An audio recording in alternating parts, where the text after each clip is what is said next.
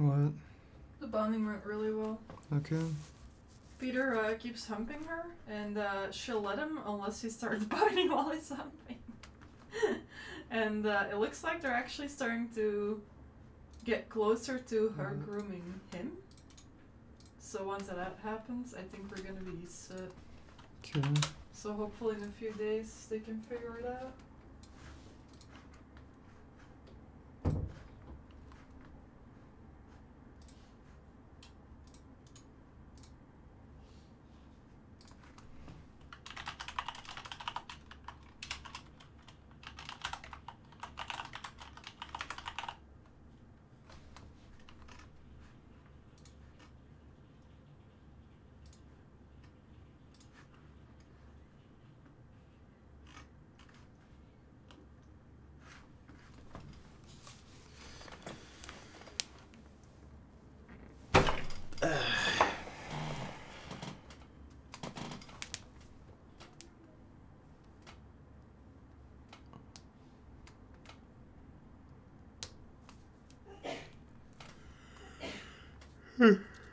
Oh.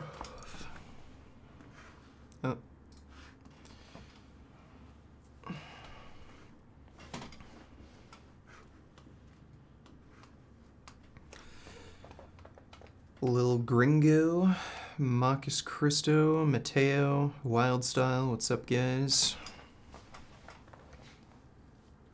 So most of the stream is going to be taken up by this guy, and I've seen a lot of cholesterol denialism bullshit. This guy is definitely one of the dumber ones.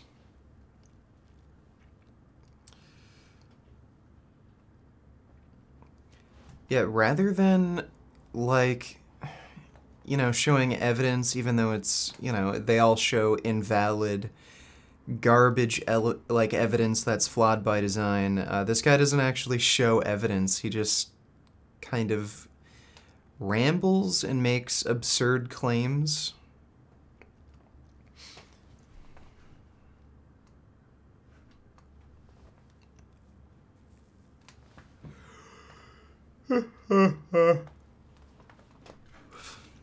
Just waiting for a few more people to pop in. Should be at least three or four more people joining. Oh, this guy's a real retard.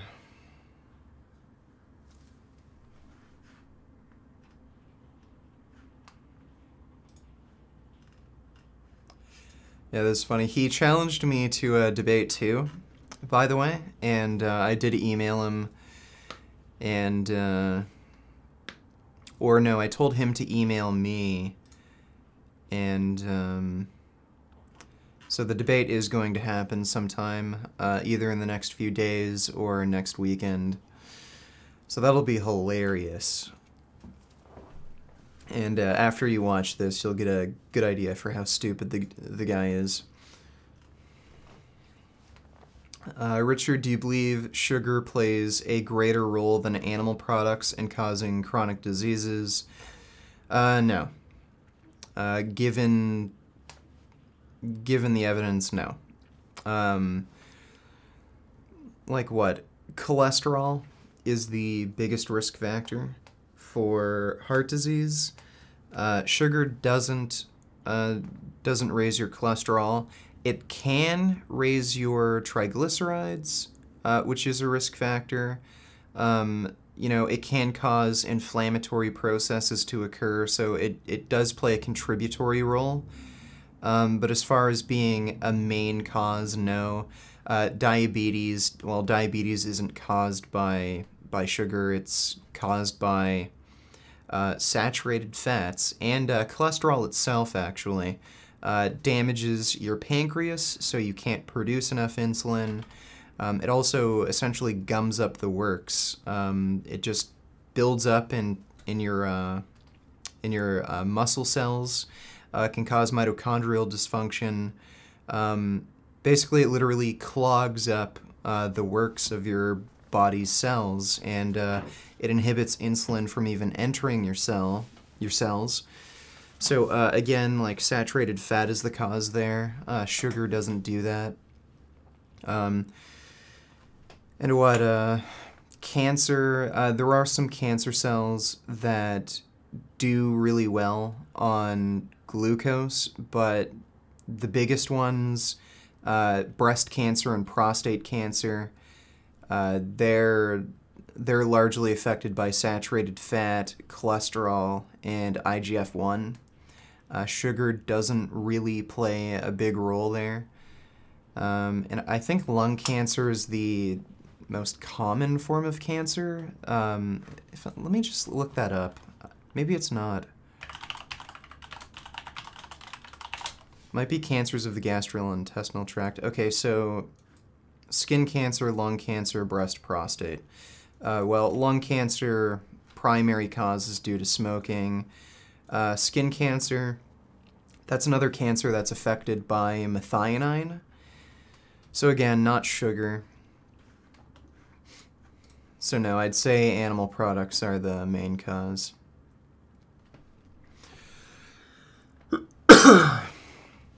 I have to ask, what happened with Ask Yourself on yesterday's stream? Please not drama between vegans. What's the situation with Isaac and Jasmine? It looks like Isaac got really worked up and pissed off at some dude in the live chat, and then Jasmine, and he banned him basically, Isaac, because he had mod privileges. Then Jasmine explained to Isaac that, I can even pull up the clips. Actually, that's not the first one. Give me one moment. Basically, Jasmine just told him, like, how he's supposed to mod. And then Isaac was like, yeah, like, when I mod, I just ban people who are being dishonest. And then Isaac just told Jasmine to unmod him, and then she did that, and then he, like, flipped out. Let me see if I can get this to open.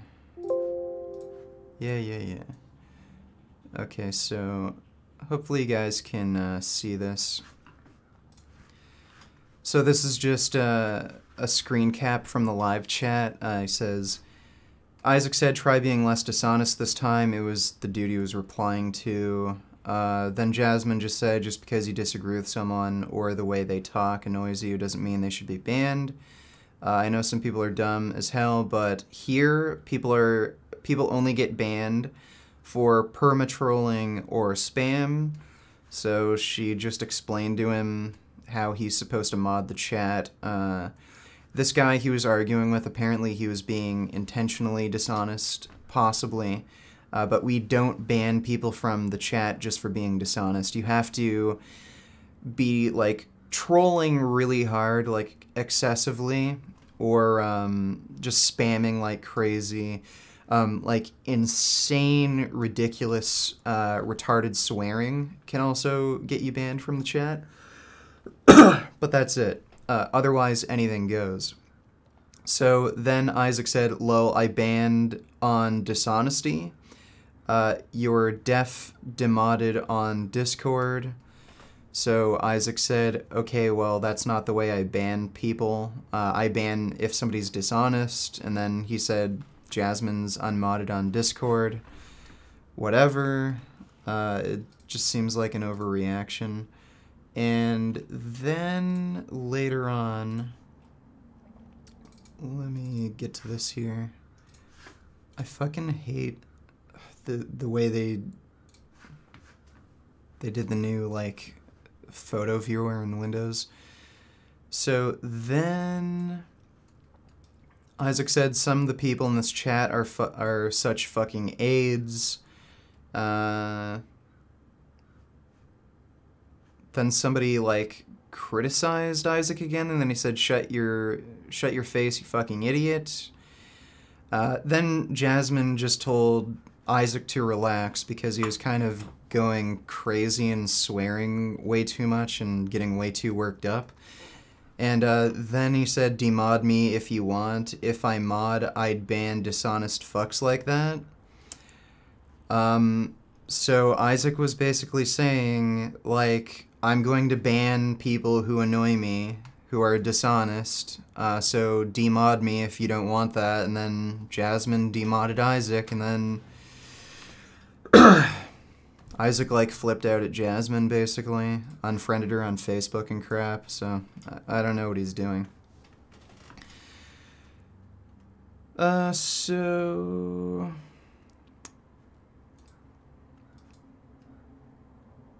My trainer totally thinks fruits cause weight gain. That person's genuinely retarded and doesn't really understand things like caloric balance.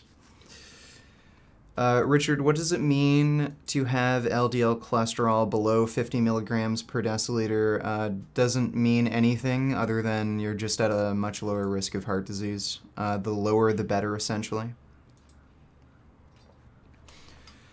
Okay, so before we get into this video, I just wanted to quickly cover a couple things. So, flat earthers are planning a trip to the end of the Earth to prove it isn't round. Apparently, this dude, who's a big name in the flat Earth community, is planning on some sort of trip to the end of the Earth to prove it's flat. I'm a flat earther. In September, myself and a team of scientists will travel to the edge of flat Earth and finally prove that in fact the Earth is flat. I am pushing out the call now to all volunteers who want to get involved in this exhibition. We are going in September. All help is much appreciated. And finally we will prove to the world that the Earth is flat. So that'll be interesting. I'd love to see an update on this. If the guy is actually doing it, that'd be fucking hilarious. I'd love to see a flat earther prove that the Earth is actually round. And Michael Moore's Fahrenheit 11.9 tanks at box office. So Michael Moore's best film was Fahrenheit 9/11, where he criticized George Bush.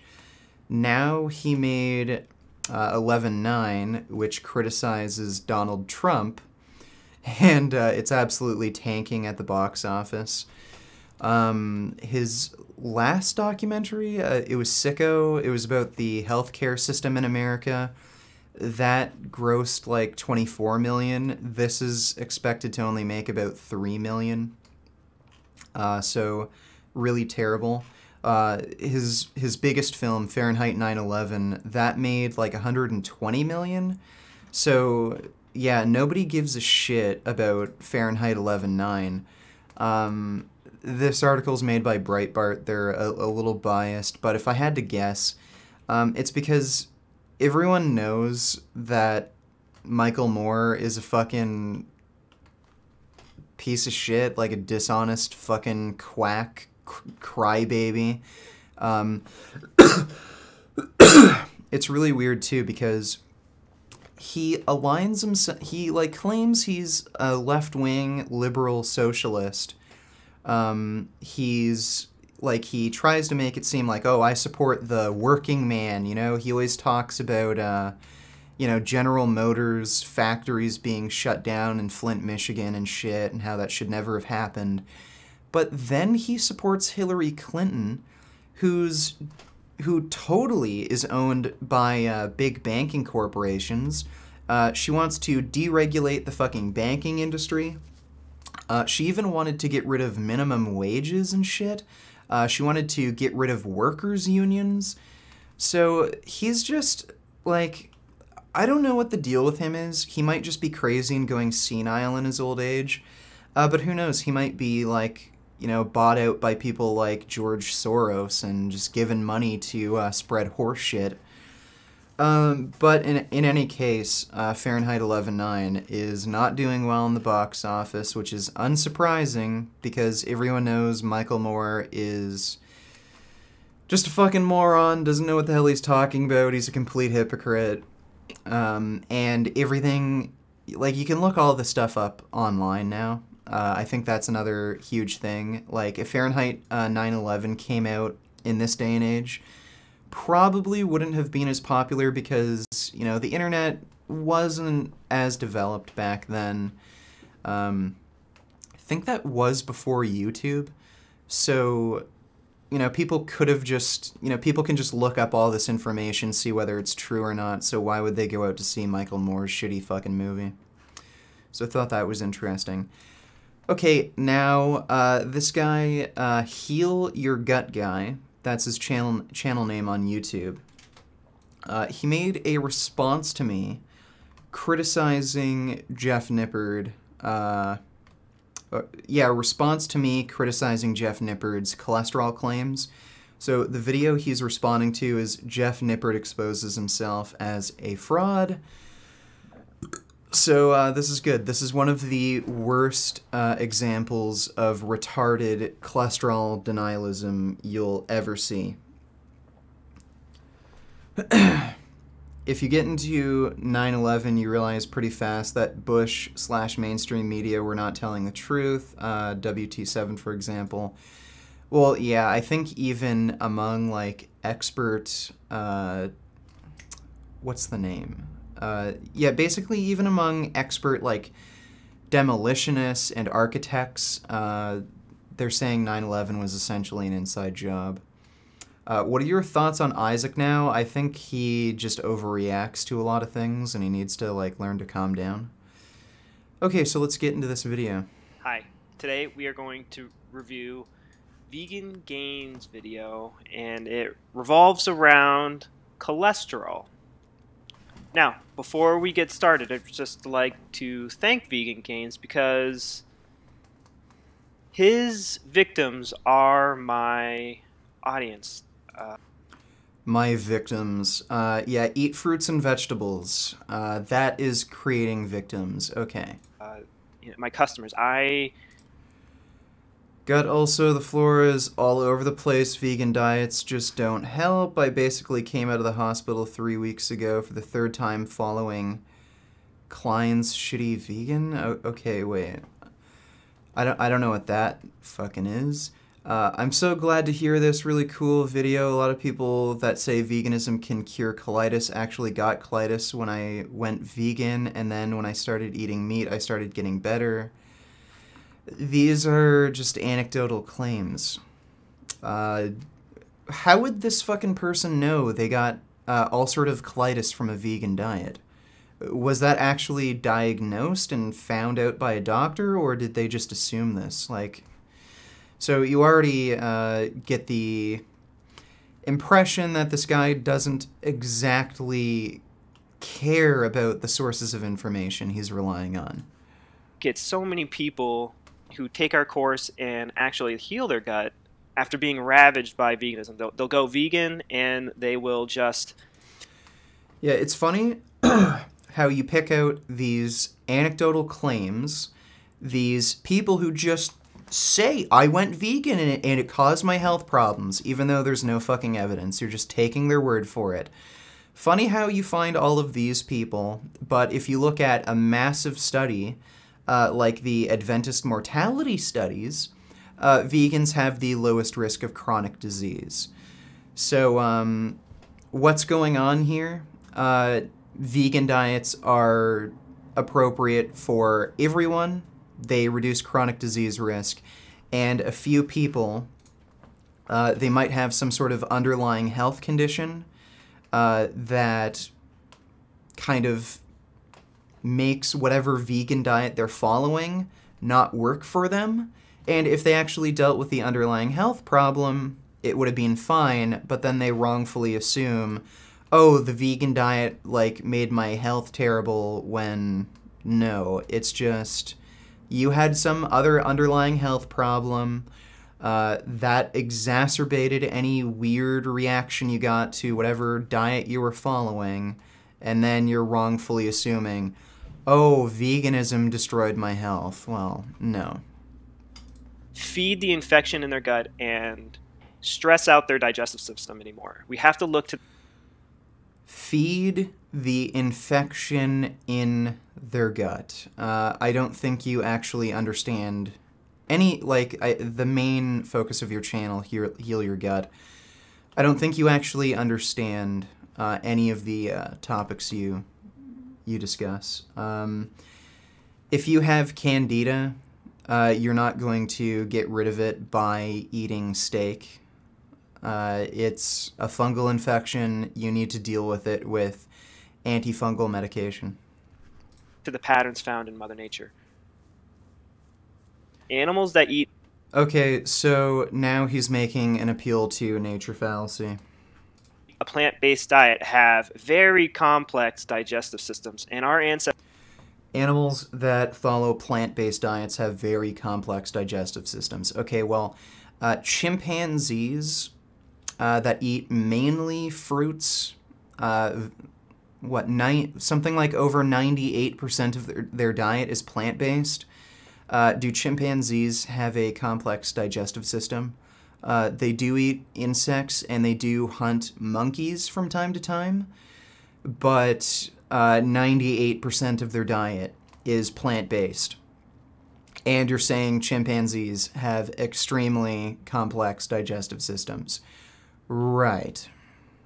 Ancestors knew this. They had a very intimate knowledge of digestive systems. They were You're saying our ancient ancestors who believed that evil spirits could infect your head, and they'd literally drill holes into their head to let the evil spirits leak out. You're saying they had an intimate knowledge of their digestive system.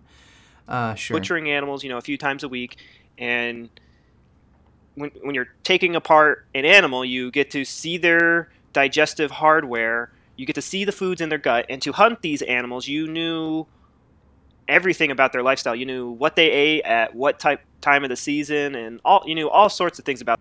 What the fuck does any of this have to do with cholesterol, by the way? These animals. So you had a very intimate knowledge of digestion, and our primitive ancestors knew that plant foods were extremely hard to digest and needed proper preparation in order to ease stress on the gut. This video is about why cholesterol isn't good for you. For some reason, Vegan Gains loves to genocidal dietary guidelines of the government. I don't know why, but if you actually look at government guidelines, they recommend limiting cholesterol to what, I think in Canada it's 300 milligrams per day, or maybe it's up to 600 milligrams now. I don't know why you're saying I'm recommending government guidelines. That's kind of a straw man of my position. Let's just quickly look this up. Canada Food Guide cholesterol. Okay, that's Heart and Stroke Foundation, Heart and Stroke, Cholesterol Canada.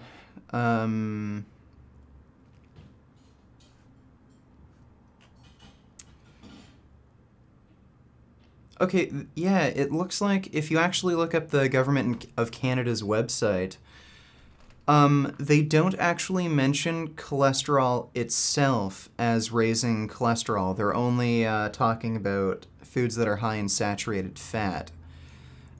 So if you're going by government guidelines, they're not even really recommending to reduce cholesterol itself. They're recommending to reduce saturated fat.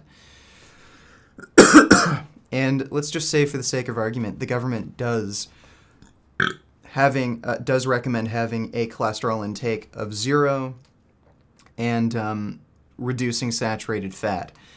That advice is based off of scientific research that demonstrably proves eliminating dietary cholesterol reduces serum cholesterol, and reducing saturated fat, and especially replacing saturated fat with poly and monounsaturated fats, both lowers cholesterol and it reduces death from heart disease.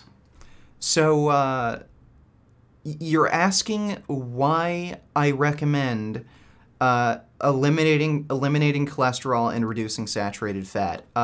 because it prevents you from dying. That's why I recommend these things. I did send a Twitter DM regarding the birthday vid to you. I want to pay you in advance, but don't know how. What's your Twitter name thing? And you should also get into contact with Jasmine for that sort of thing, too. It just makes absolutely no sense that cholesterol isn't good for you. No, it does, because you see there's this thing called a healthy range. So if your blood cholesterol goes above that range, it causes disease, you fucking moron. It's just total nonsense, and I'll give you reasons why. So let's roll the intro and get going. Hi, my name is Mike, the Heal Your Gut Guy. I Do a debate on drugs. Okay. Let's get started. About dietary cholesterol and serum cholesterol, and the other day I also challenged him to a debate on whether or not dietary cholesterol raises serum cholesterol. Well, Jeff Nippard has now made an official response on Twitter. Quickly, why I'm not debating vegan gains. To recap on his original video from November 2017, I commented, Why does he talk like that? Jesus. That I'll take a pass on the debate, but would follow up in an Why do I talk like that? What does that even fucking mean? Interview with a qualified expert on nutrition when it fit my schedule. So I first made a video back in November of last year where I criticized Jeff's claims that dietary cholesterol does not raise serum cholesterol. Okay, this is a stupid conversation to be having. Of course, eating cholesterol raises the levels of cholesterol in your blood because you're eating it and it's going into your bloodstream. Okay, so cholesterol denialists, they fall under two basic categories. You either have cholesterol deniers who claim cholesterol does not raise serum cholesterol, therefore it does not cause heart disease.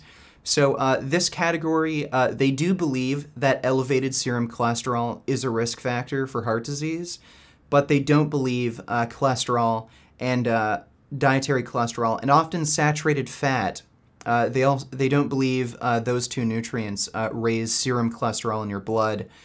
Very easy to disprove.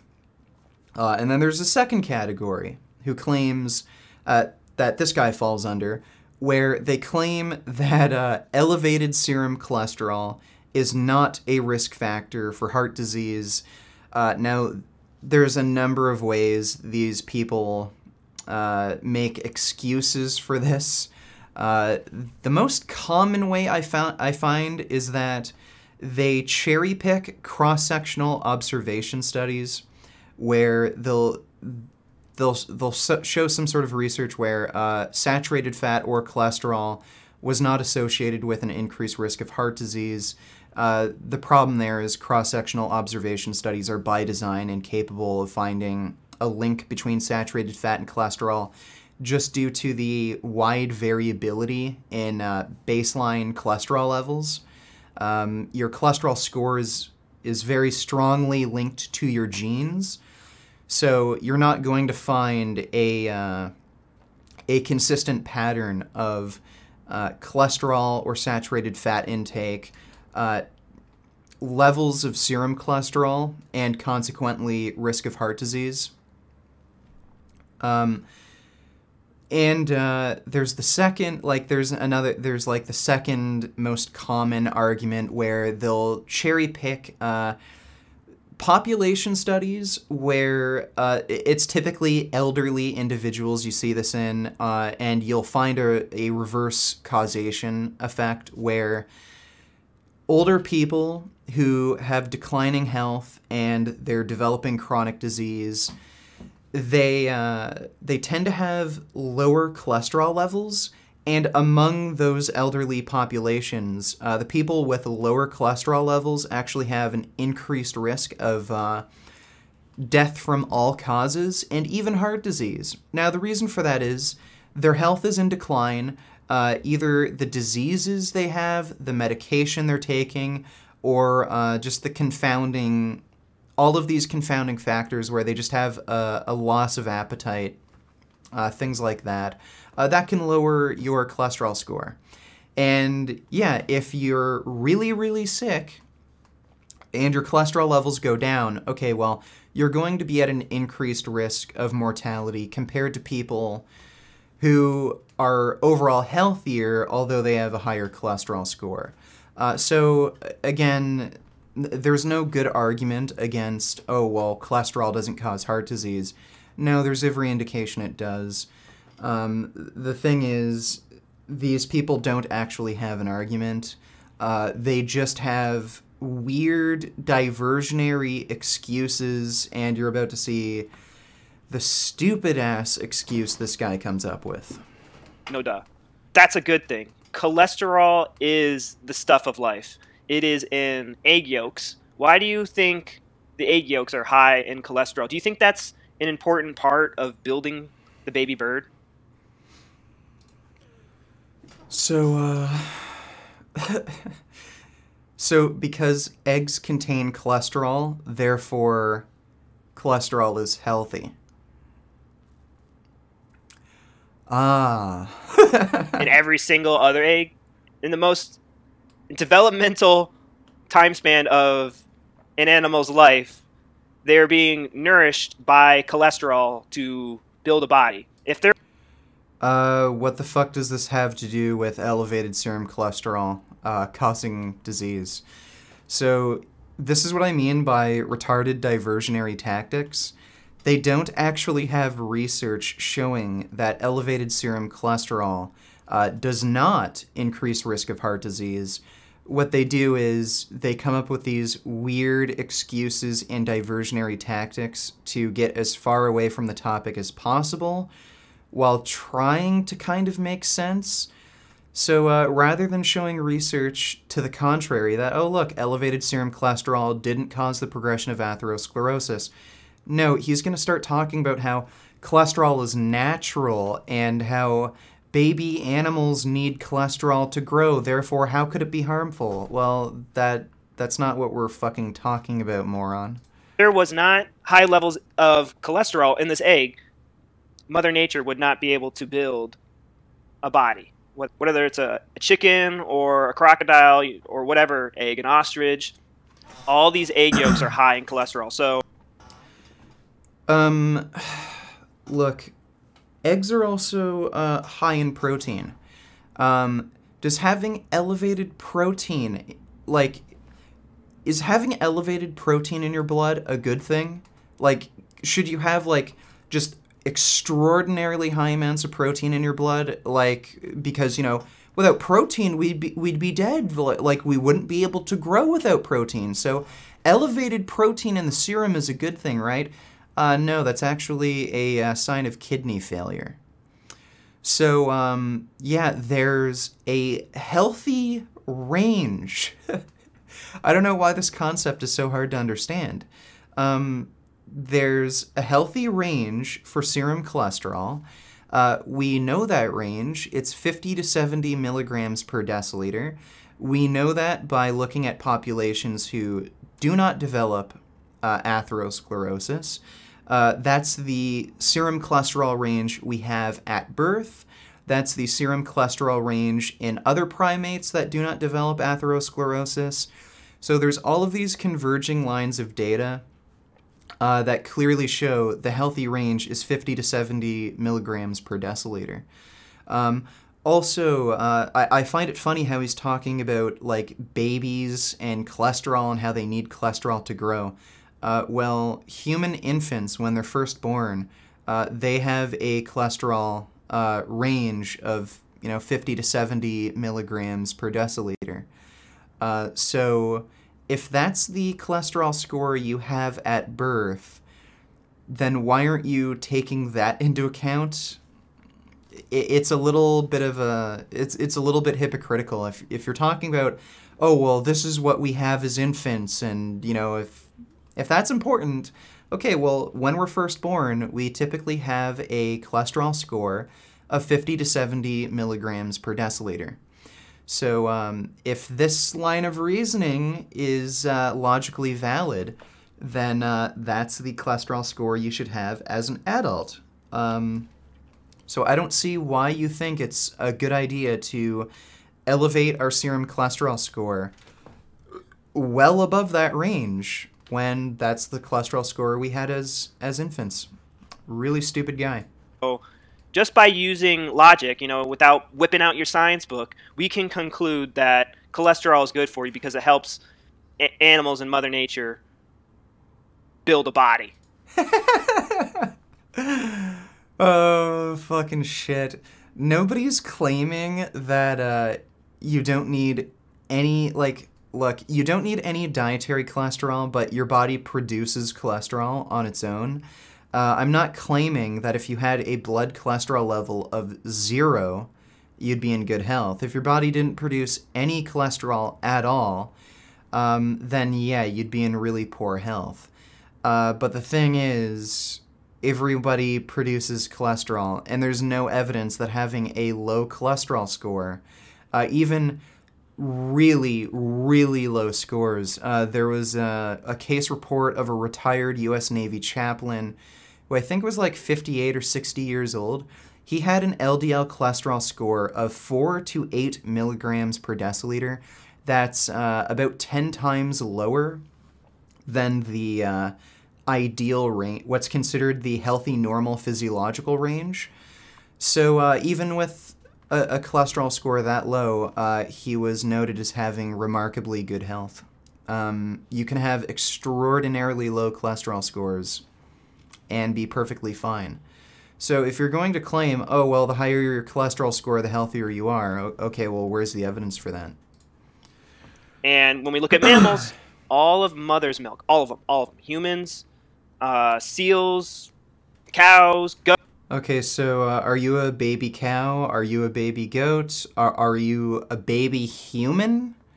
Yeah, these, like, mother's milk is designed to give the infant child as much nutrition as possible so it can grow as quickly as possible. You're not in that situation right now as an adult. So what the fuck does it matter if human breast milk contains cholesterol? You're not a baby. Goats, camels, they're all high in cholesterol. And it is because it is the basic building block of life. Okay, great. Good thing we produce our own cholesterol. No need to eat it, moron. Without cholesterol in your body, I mean, think of this. Every cell membrane in your body is composed of cholesterol. I think that's pretty damn important. And especially if you're trying to pump weight and gain muscle mass or whatever, all those cells in your muscle have cholesterol. So now he's trying to claim that if you don't consume cholesterol, you won't be able to grow muscle mass. Or sorry, if you don't consume dietary cholesterol, you won't be able to grow muscle mass as effectively. Do you have any actual fucking evidence for that, you fucking moron? You're built like a fucking daffodil. I don't think this guy has, like, an Instagram. I think he just has a Facebook.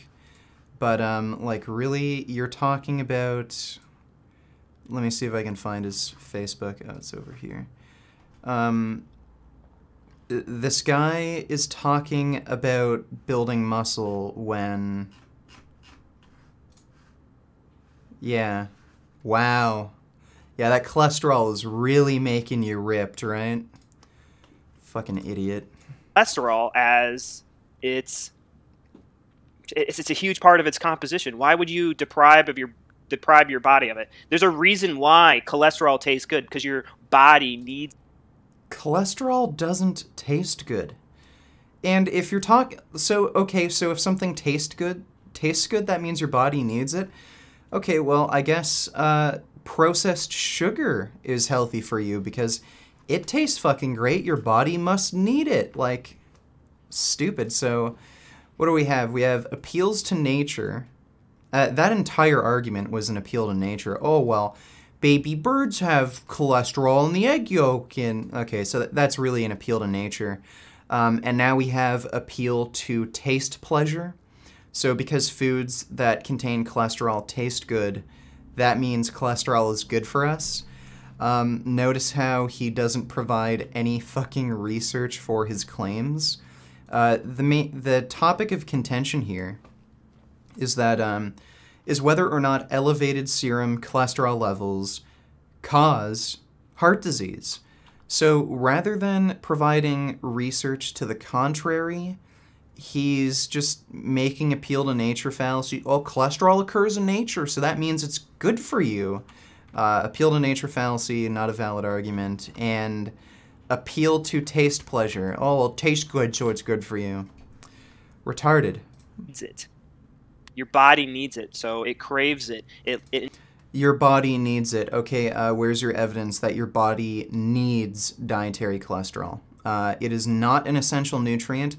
It's not recognized as an essential nutrient by anyone. Any government, any expert nutrition organization, like the American Dietetics Association. It's just not seen as an essential nutrient. So why are you claiming your body needs it when it's not an essential nutrient? Enjoys the taste of it. It's really important. And all of these, bad foods that aren't good for you are chemicals made by scientists to trick the body into thinking it's this nutritious food. Like, for example, MSG is mimicking the flavors in bone broth. Your body craves those minerals in the bone. That's where minerals get concentrated in an animal, is in the bones. And so we crave those vitamins, those minerals. And food scientists like to trick us by putting MSG. Let's debunk this bullshit really quickly. Deer eats steak. Deer like meat, don't they? Yes, deer like meat. Look at this nice T-bone. I'm just cutting this nice piece of meat, and deer like meat. Yes, they do. So, look, animals across the entire animal kingdom, herbivores, carnivores, omnivores, for the most part, we have the same sort of taste preferences. And the reason for that is we just kind of naturally gravitate towards edible sources of food. I don't see what taste pleasure has to do with anything.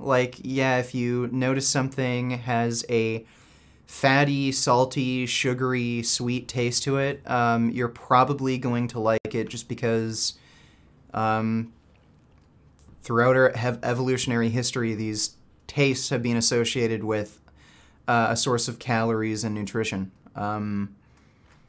What point are you trying to make here? What does this have to do with whether or not elevated serum cholesterol is the cause of atherosclerosis? Has nothing to do with this topic. You're just going on a weird random tangent because you don't actually have an argument. And it mimics that flavor, and our body craves it. So Jeff is admitting here that it took him 9 months to make any kind of response to me. It took you 9 months to make a video that would fit your skin. Vegan Gains is a very angry human being, and it's because his diet lacks cholesterol. And I was angry back when I was eating meat and was eating plenty of cholesterol. I used to eat eggs almost every day. And I was angry back then, and I'm still angry now. You tend to make these ridiculous fucking claims without any evidence. Do you have any evidence that dietary cholesterol has a calming effect and reduces feelings of anger and frustration? No, you don't. So you're just a fucking dumbass, and everything you say is horseshit. And cholesterol is the building block of feel-good chemicals. Schedule. Where's the evidence for that? He has one study here. We'll take a look at that later. Any research on cholesterol being the building block of feel-good chemicals? No. And not only that, but instead of getting an actual nutrition expert on his channel, he decided to find a charlatan named Kamal Patel who deliberately cherry-picked research that was fun. I think Vegan Gains is the king of cherry picking. Okay, you actually have to prove that. I don't think this guy even understands what cherry picking is. When I made a bunch, like all my criticisms to Jeff Nippard about him cherry picking, people accused me of cherry picking. I don't think most people actually understand what cherry picking is. Cherry picking is when you know that there is valid conflicting research and you choose to ignore that and deliberately only pick the research that supports your bias. I don't do that, and I actually explain why certain studies are not valid, like this one. This was the diabetes diabeg study. They were trying to argue in the study that eggs aren't harmful to those who are diabetic. Now, the problem with the study is, one, it was funded by the egg industry. Two, both dietary groups were consuming high cholesterol diets, so it basically muddies the waters a lot when both diet groups are consuming high cholesterol diets. And three, it was a weight loss study. So all of these people in the study were losing weight, and weight loss itself has a beneficial effect on cardiometabolic risk factors. So there wasn't a big difference between cholesterol. There wasn't a big difference in cholesterol intake between the two groups, and they were all losing weight. So yeah, basically the study design was absolutely terrible. I explained it, and that's why I don't rely on research like this. And then he's claiming that I'm cherry picking. Like, I literally don't think you understand what cherry picking means. Research. He just uses surveys that literally this is their science. This is their science. I don't just use surveys. I use metabolic wart experiments, randomized controlled trials, and I also look at epidemiological research. So again, you're creating a fucking straw man. So we've got appeal to nature, appeal to taste pleasure, and we also have straw mans. So, oh, and I guess you could say cherry picking is technically an ad hom, especially since he's not actually providing evidence that I cherry pick. And he's definitely straw manning my position because I don't only look at surveys. Science. They have a big survey list and they go ring, ring, ring, ring, ring, ring. Okay, let's go to... crap. Okay, so... let's go to my most recent video that I used research on. Here's the Jeff Nippard one. There's also... yeah, there's the Icon Meals. So the Jeff Nippard egg research. Effects of dietary cholesterol on serum cholesterol, meta-analysis, and atherosclerosis risk factors. So this is a metabolic ward study. That's not a survey, so you're straw manning me. Relation between progression and regression of atherosclerotic left main coronary artery. So this is basically a laboratory study. It's longitudinal, so they just took a bunch of people, calculated their cholesterol score, also calculated the progression of their atherosclerosis, and then they just did a follow-up where they calculated their cholesterol scores again, did another follow-up, intravascular ultrasound, so they just basically looked at the cross-sectional area of their arteries to see if there was any plaque buildup. And they found that dietary cholesterol has a direct linear relationship with rate of progression of atherosclerosis. This isn't a survey. So again, another study I linked that isn't a survey. And facts and principles learned at the 39th annual Williamsburg Conference on Heart Disease. This, again, isn't a survey. It's more of like a presentation paper that was made by Dr. William C. Roberts. He just went over all the relevant data on how serum cholesterol influences heart disease risk. Again, this isn't actually a survey. And icon meals, I did use surveys here. The reason being is there's no other way to... well, I guess this was a survey, but they actually did take a look at nutrient status. So although it was a survey, they did rely on self-reported nutrition data. But they did take blood samples to see actual nutrient status, so it's not exactly a survey. Iron status and vegetarian diets, I linked this. This isn't actually a survey. Again, they looked at iron status in vegetarians. Not a survey. So you get the idea. He's claiming... Oh, I only look at surveys. Well, no. I actually look at metabolic ward experiments, randomized trials. So you're just beyond stupid. Ring, ring, ring. Hi. So what did you eat this year? Oh, you had eggs? Okay. All right, you had eggs. How many salads did you eat? Oh, okay. Would you eat those like every... This is a really fucking bad joke. This isn't even how they conduct self-reported. This isn't how they actually conduct surveys for self-reported nutrition intake. I'm just gonna skip this a bit because he's really obnoxious and annoying. Oh, hi. Wow, this is going on for a long fucking time. All right. Are That you is their done yet? fucking science. It's total bullshit. We need to be using real science. Okay, you mean like I reference, metabolic ward experiments, randomized trials, laboratory data. You can't be using these made-up surveys with cherry-pick data. They have... What? So, look, you can't just claim surveys are 100% useless. If surveys were completely useless, then, well, how would you calculate risk of cigarette smoking on chronic disease? Because that relies on self-reported smoking data. So, okay, so when you conduct a survey, how many cigarettes do you smoke per day? Oh, well, I usually smoke 2 or 3.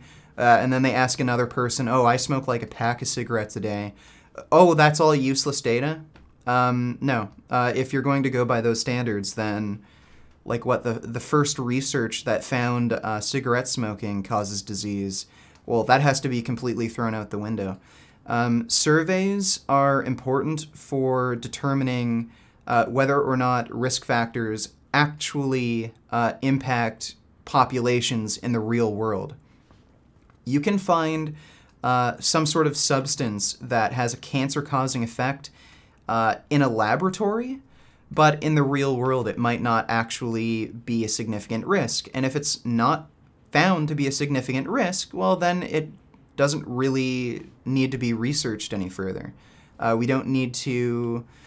we don't need to create any new public health policies or food regulations or anything because exposure to that risk factor doesn't actually do anything in the real world. So you can't just say surveys are 100% useless, and you also can't claim that I only rely on surveys when clearly I don't. I use metabolic ward experiments, randomized trials, laboratory data, so you're full of shit. Have no control over the variables.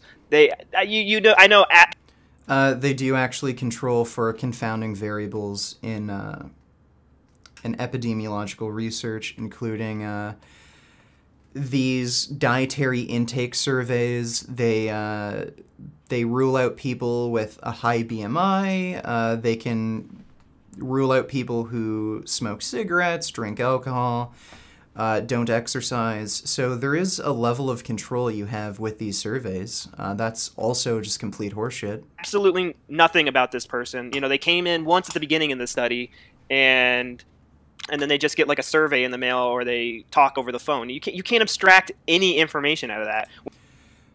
Yes, you can. You're also misrepresenting how this research is conducted, and you can't just say surveys are completely useless. They have a use. Surveys do have flaws to them that has to be recognized, but that doesn't make them absolutely useless.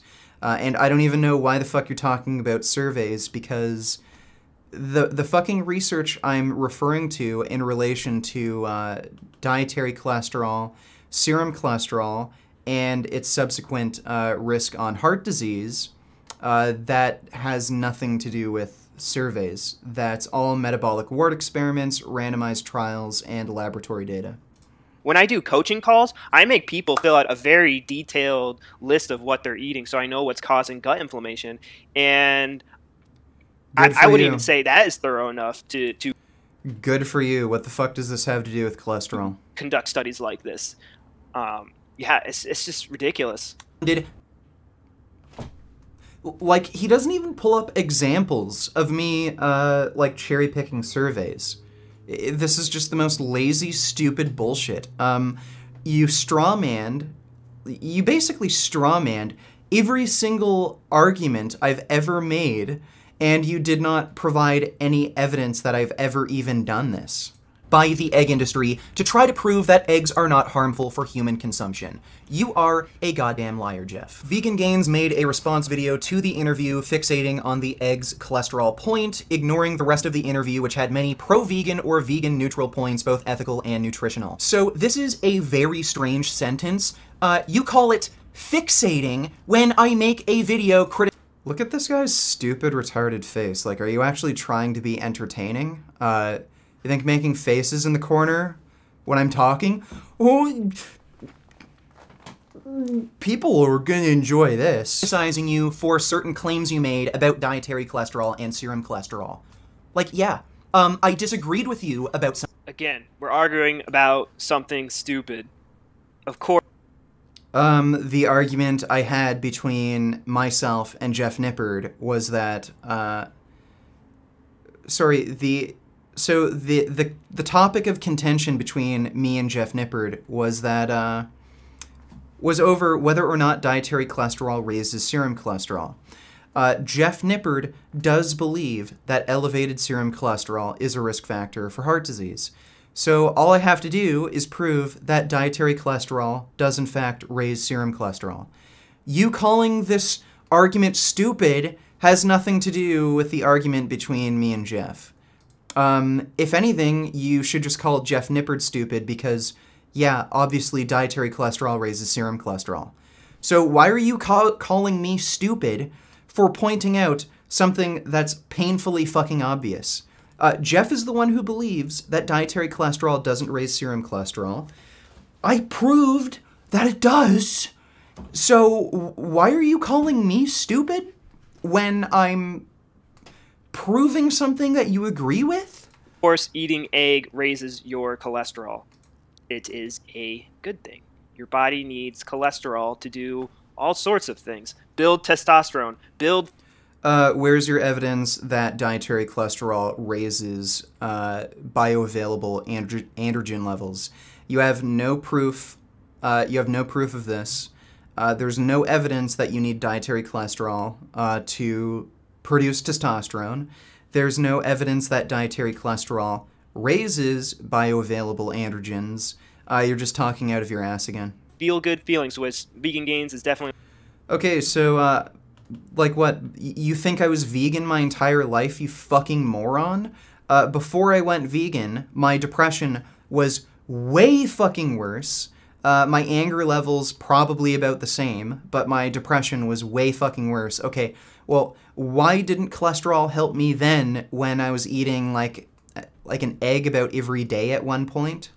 So why didn't that help me if cholesterol is so amazing? Oh, cholesterol produces all these feel-good chemicals. Okay, well, where's the evidence for that? Again, you're just making an anecdotal claim. You're using me as this anecdote when you know nothing about my life before I went vegan. You're acting as if I was vegan my entire life. You're just a fucking joke. Lacking. Every cell in your body is made up of cholesterol. That's great. Every cell in your body requires glucose to function. So I guess when you have extraordinarily elevated blood sugar, that's a good thing because every cell in your body needs glucose, particularly your brain. So yeah, when you have like an extremely high fasting serum glucose levels, that's a good thing because every cell in your body needs glucose. Oh no, it turns out there's a healthy fucking range, right? Your brain is made up cholesterol. It's so important. You have. Yeah, and your brain also runs on glucose, so that means we should eat tons and tons of processed sugar because that's what your brain runs on, right? Fucking idiot. Have to have cholesterol in your body. You have to. Something. I made a video about it, and I provided evidence to support my criticisms. Bad evidence. Of the thing. What is bad evidence? Show me what evidence that I provided was bad. You can't? Okay. Things I disagreed with you on. Is that unreasonable? Relative effects of weight loss and dietary fat moderation, serum lipid levels, and dietary treatment. Okay, so I think he's about to take this out of context. In this video here, these are two separate videos, by the way. This is a backdrop. So the point I was making in this video, Jeff Nippard Cholesterol Confusion, was that the people in that Diabeg study, they were all losing weight, and weight loss itself improves cardiometabolic risk factors. And I believe in this study right here, they found that I think about half of the reduction in cholesterol from like a dietary intervention, it's about half of that cholesterol reduction is due to weight loss itself. Let me just look this up for a second.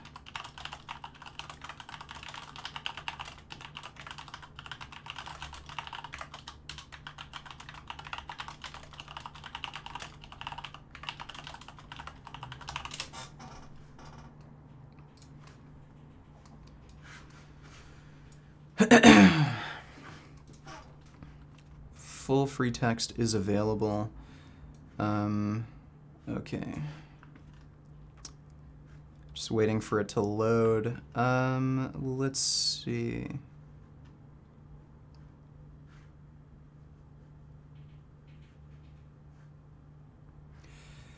Fat modification without weight loss reduced HDL cholesterol by 11%, the HDL-LDL ratio by 7.7%, while weight loss per se led to increases in HDL cholesterol of 12.5% and in the HDL-LDL ratio of 24%. We conclude that the effects of reduction in fat and saturated fat intake and weight loss are additive. The net favorable effect of weight loss seems to be greater than that of dietary fat modification in optimizing the serum lipid profile of obese subjects. So basically, the findings of the study found that weight loss itself is more important than macronutrient modification in obese subjects, at least as far as cardiometabolic risk factors are concerned. So yeah, like the point I was trying to make by referencing this research was that the Diabeg study that Kamal Patel referenced, it was a weight loss study, and because they found no difference between the groups eating very few eggs and the group eating a high amount of eggs, well, the reason for that is because both groups were losing a lot of weight, and weight loss itself plays a more important role on cardiometabolic risk factors than the quality of the diet in obese individuals.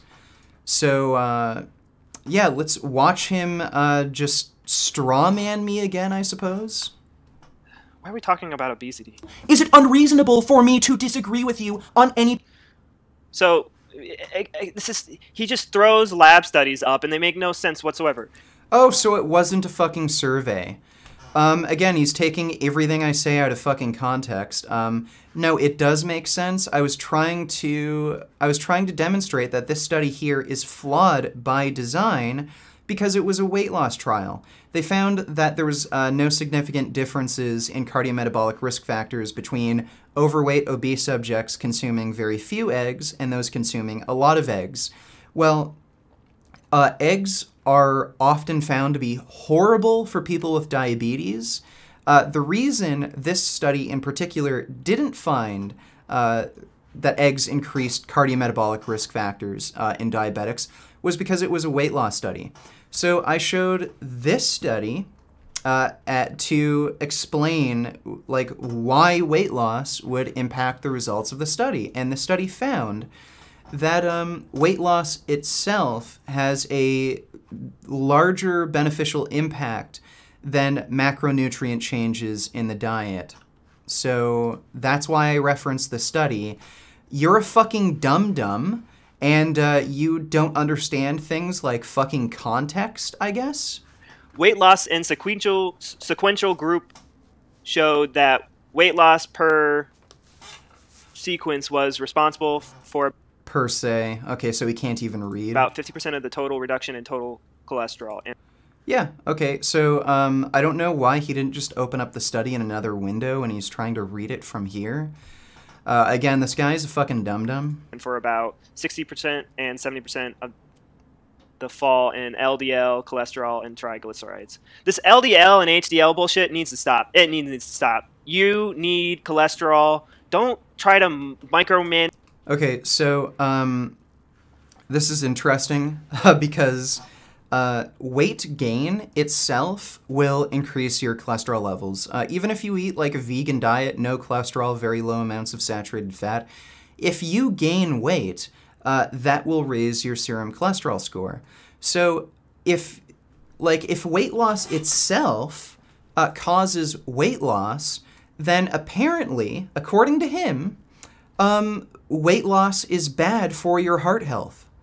So I don't think he really understands the implication of what he's saying. If cholesterol is so good for you, like if high serum cholesterol levels are so good for you, then being overweight would have a beneficial impact on your heart health, which clearly it fucking doesn't. And one of the reasons for that is cholesterol. So, like, this guy is just an absolute fucking moron. And it's impossible to have like a list of all the nutrients your body needs and, you know, keeping track of it. It's totally ridiculous. Just eat the most nutrient dense foods you can find, and egg yolks are very nutrient dense. You know. Oh, great. Plants. So I think this is a chart that he made himself. Plants are low in nutrients. What nutrients? Like, oh my god, this is just so pathetic. What are these units of, like, 1,000, 2,000, 3,000, 4,000? So, what, beef liver has 3,500 nutrients? What? It's just stupid. If we look at egg yolk is extremely nutrient dense compared to all these other blueberries, beets, carrot juice, lettuce. Okay. What? plant foods. And when we look at the work of Weston A. Price, who actually did science, he visited these healthy populations that had been on an they weren't necessarily healthy overall, but they typically had good dental health. Weston A. Price was a dentist. So, like, yeah, okay, you don't think you can have atherosclerosis in your arteries, but also have good teeth? ancestral diet high in fat-soluble vitamins, high in cholesterol. All of their sacred foods were high in cholesterol. It was mainly dairy fats, butter, and... again, this is just like an appeal to nature, appeal to tradition. Weston A. Price was a dentist. Again, like, okay, you can have good teeth, but if it's clogging your arteries, what the hell does that matter? In the Swiss Alps, the summer butter that they made that was extra high in nutrients, very high in cholesterol. It was so worshipped that they would, at the church, they would put it on an altar and put a candle in it and light it and sing Kumbaya around it. It was a sacred food, and they used this food. Okay, so because a particular food has religious significance, that means it's good for you? So we have an appeal to religion now? Food to build healthy babies. Are you starting to see the patterns in Mother Nature? Okay, so yeah, Mother Nature again. So another appeal to nature fallacy. An egg is filled with cholesterol so it can build a healthy baby. Butter is filled with cholesterol so it can build a healthy baby. Cows don't give their young butter. Butter is a man-made food. You fucking moron. Like, what fucking planet does he think this is? We see this trend everywhere around the world. We go to Africa. The peoples had a similar type of butter, and That's interesting he's referring to Africa. In Uganda, the traditional Ugandan diet is like plant-based. They all eat whole plant foods, extraordinarily low amounts of meat, and they did not have a single case of heart disease up until, like, yeah, I think in like 30 years they only had one case of heart disease. And I think it was like a lawyer or a judge or some sort of medical doctor. He ate a ton of meat and he got heart disease. So, like, what? You're just cherry picking these different spots on the world where you don't know much about these people's cultures, lifestyles, or even their diets. You're just claiming, oh, well, they ate a lot of butter and they worshipped it, so that means it's good for them because they incorporated butter into their religion. And you're not actually looking at overall health outcomes. Like, okay, well, what places on the planet have the lowest rates of heart disease, and what are their diets like? Okay, well, you can very clearly see a trend where as you increase animal fat intake, there's increasing rates of heart disease. they had a similar type of butter that went for top dollar in the markets, and it was this summer butter, extra high in nutrients and cholesterol. We have the Mongolians. They lived off Extra high in nutrients and cholesterol. Okay, well, what's the nutrient content of that butter compared to other butter? Again, you're not providing any evidence, you're just making these claims. of horse dairy and horse meat, very high in cholesterol. We go down to the Australian Aborigines, and these people were so healthy. The Australian Aborigines have the lowest IQ of any population on the planet, just so you know. And I don't know if you could really call them healthy. I haven't really studied this, like any of these populations really, but what you do find with indigenous tribes people is they have extraordinarily high rates of infectious disease and parasitic infection. So for you to call these people healthy, that's just incredibly misleading when they have very high rates of infectious disease and parasitic infection. Like malaria is the most common disease among these indigenous tribes people. I don't know if malaria exists in Australia. Again, I don't know much about this, but you're cherry picking this one population, which has the lowest IQ of any population on the planet, and chances are they have very high rates of infectious disease and parasitic infection, and you're claiming, oh, well, they're so healthy. Well, not really. It defies all, like, their languages didn't have words for disease. They could see the moons of Jupiter with a naked eye. Oh, gee, their language didn't have words for disease. Well, I guess that means, like, because they're too stupid to understand what fucking disease is, that means their diet is healthy? Like, what? None of them had glasses, and all of them had... They could see Jupiter with the naked eye. Let me see.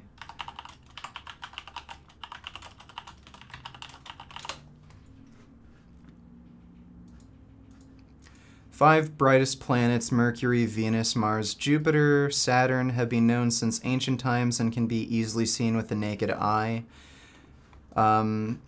like, again, I don't know much about astronomy, but I do know that the ancient Greeks, they knew about planets. Actually, the word planet comes from, it's a Greek word, and I think it means wanderer or something in Greek. The reason they called, like, planets wanderers is because when they looked at stars in the sky, they'd all follow a consistent pattern, but the planets, like Mars, they'd wander around, which the other stars didn't. So they called those planets. So, like, I think he's trying to argue that for some reason, like, they had some, like, highly tuned eyesight because of their diet or something, when that's not the case. Like, just a normal person can see these planets with the naked eye. You can look back at ancient Greece, like, yeah, a lot of what do you call them, astronomers back then? Like, people who studied planets, and stars and constellations back then, they were aware of these planets because they're just easily visible by the naked eye. Like, what the fuck does your diet have to do with this? Perfectly straight teeth. All of them had 0 cavities. None of them. It's like fairy tale land. People lived to very old. Fairy tale land. Like, let's look this up.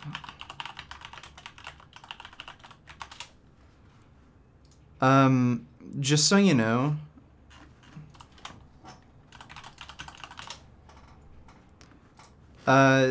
look, these people lived extraordinarily difficult lives. Just by looking at them, I don't think you'd call them the healthiest people you've ever seen.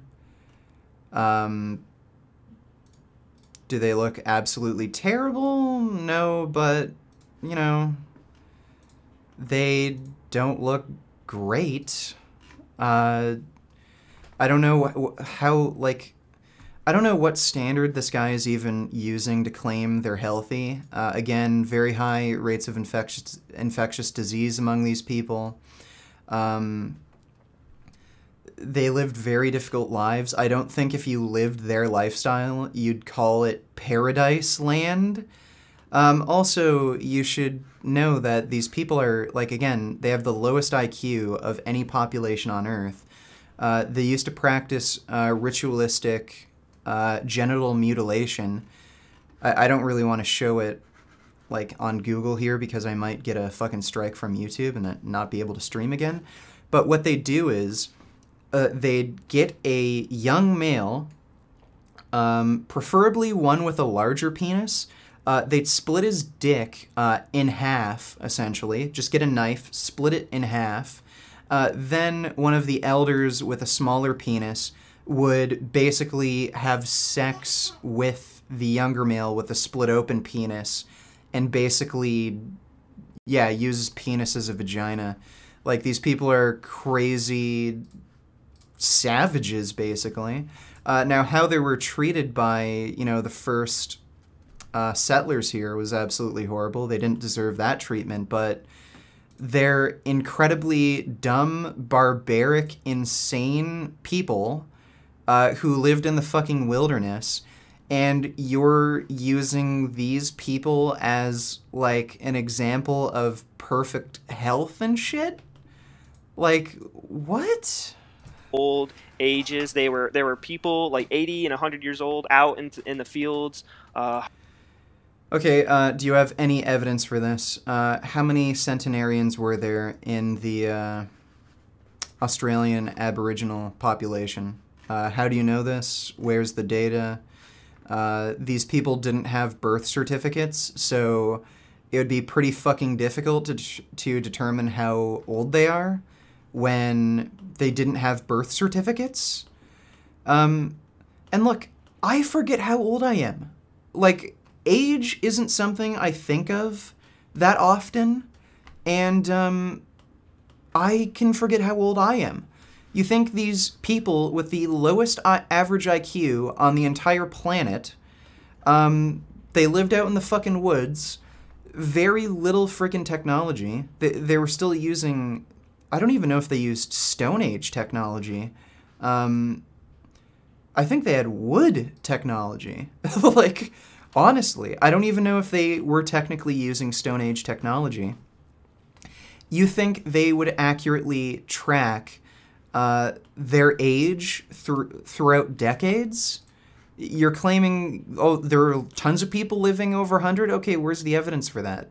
I think you're full of shit and talking out of your ass. Harvesting grains and working the farm and Harvesting grain? doing all sorts of things.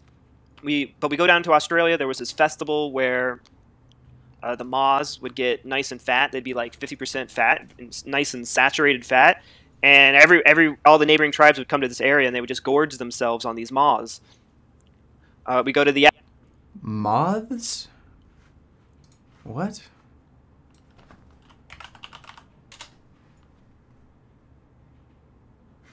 Is it these things? Okay, I do know they eat... I do know the Australian Aboriginals ate larvae. Maybe he's talking about, like, moth larvae. Again, so because the population that has the lowest IQ on the entire planet ate a high saturated fat diet, therefore saturated fat is good for us? Eskimos, their diet was pretty much like 80% saturated fat. They were eating seal blubber. Yeah, and they had very high rates of atherosclerosis. As they're moving towards a more standard American diet, their rates of ischemic heart disease are actually declining. So, like, again, you don't know what the fuck you're talking about. And whale blubber, all sorts of things to nourish themselves. Hamster fat was cherished here, and codfish liver oil, liver of various animals, you know. Yeah, probably because it tastes good. This doesn't have anything to do with whether or not dietary saturated fat and cholesterol increases heart disease risk. You're just continually making more appeals to nature and appeals to tradition. Cholesterol is a very, very, very, very important food. And if we again, just you're making a fucking claim based on an appeal to nature and appeal to tradition. Go to Japan, which is so-called... Japan has the lowest intake of animal fat of any country, and consequently, they have the lowest rate of heart disease. Which is a blue zone, which is another cherry-pick study by genocidal government dietary guidelines. So the government just wants to kill everybody, guys. So don't believe anything the government says, because if the government says it, that means it's wrong because they want to kill you. Oh, okay. When a woman is pregnant, they gorge themselves on eggs, and this was. Yeah, that's because they're Buddhist. This has nothing to do with the nutritional property of an egg. An egg is seen as like a religious symbol. I don't even know how common this is in Japan. I know it's a lot more common in China. There's different forms of Buddhism, and among Buddhists, the Buddhists, there are certain Buddhists who are called egg worshippers, or they're called an egg worshipping cult, among other Buddhists. And it's like a weird Buddhist tradition where somebody had the idea that, oh, an egg is a sign of fertility and life, and it just became like a religious symbol in that particular form of Buddhism. So this doesn't actually have anything to do with it being known as like a really good nutrient source. Like, no, it's just a religious thing. Also, I don't know how common that is. I don't know how many Buddhists who follow that egg worshipping cult are in Japan. I don't know how many people practice it today, how common it is. Again, he's not actually giving any fucking information on this. He's just saying, oh, like, all the Japanese eat a shit ton of eggs when they're giving birth. Like, okay, cool. So more baseless fucking claims without any fucking evidence. Thanks. This is a practice we saw all around the world when a woman was pregnant or someone was injured and needed to heal, or a young person, a young kid, a lactating mother, they made sure they were eating foods high in cholesterol. Cool. More baseless claims without any fucking evidence. And again, this is just another appeal to, appeal to tradition. What the fuck does this have to do with, like, high serum cholesterol not causing heart disease? Because it's a basic building block of the body. And if the body doesn't have it, it needs to.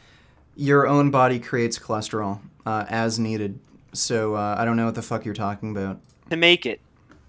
And if we all learn this from science class, so what's happening is somehow with all this complex digestive system, herbivores can turn cellulose, which is a very hard to digest food. You have to have huge digestive systems and fermentation tanks to convert that cellulose into nutrients. And we don't have the digestive hardware to do that. And that's why our ancestors were mimicking the digestive patterns found in Mother Nature. They were making things like kimchi and brewing. They're doing this, since we don't have these huge fermentation tanks, they're doing that fermentation outside of the body.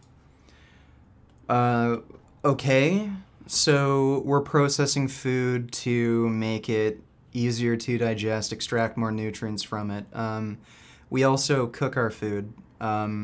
So you could say, oh, well, we're not true carnivores because we can't really digest meat as efficiently as a lion, so that's why we cook our meat. Like, okay, like, how does, like, the fact that we process our food prove that we can't eat plants? We also process meat. You're talking about butter. Okay, well, that's a processed food. So, like, what the fuck are you talking about? Outside of the body.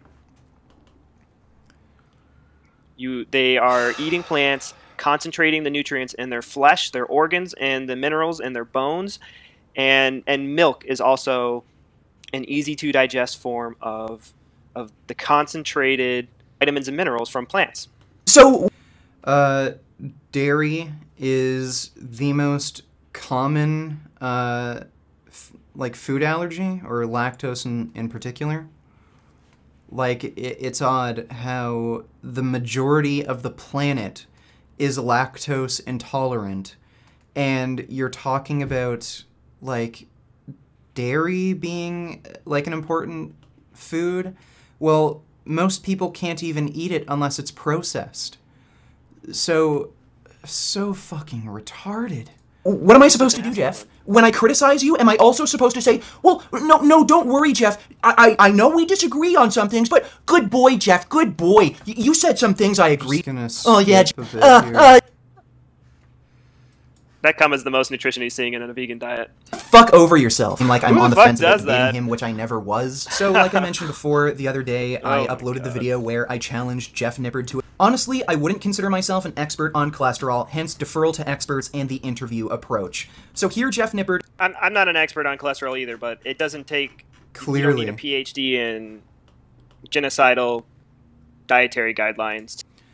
Yeah, so, okay, this guy is some sort of retarded conspiracy theorist who thinks the government is out to kill the fucking population for some reason. Like, is he ever going to make an actual argument that isn't a logical fallacy? So, appeal to nature, appeal to tradition, appeal to taste pleasure, and he's also strawmanned me.